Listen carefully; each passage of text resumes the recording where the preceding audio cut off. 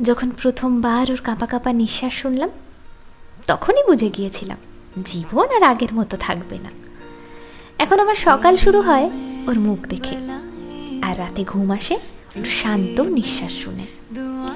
এক নতুন জীবনের শুরু হয়েছে, আর আমি হয়েছি এক নতুন আমি, একজন মা।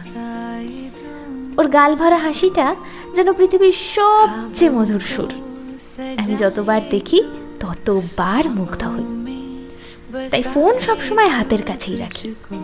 এই অমূল্য মুহূর্তগুলো হারিয়ে যেতে দিতে মন চায় না যে, তাই যতটা পারি ক্যামেরা বন্দি করি।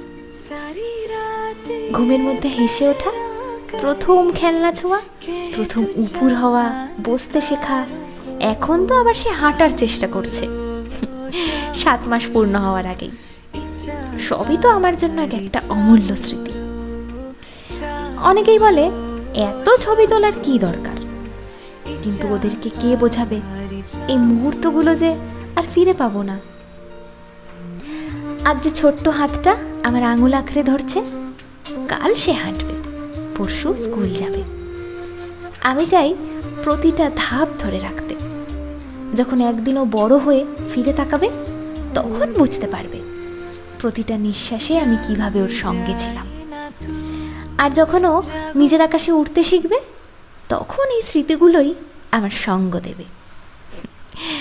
আমি মা, আর একজন মায়ের কাছে সন্তানের প্রতিটা হাসি, প্রতিটা কান্না, প্রতিটা চোখের ভাষা এক একটা গল্প।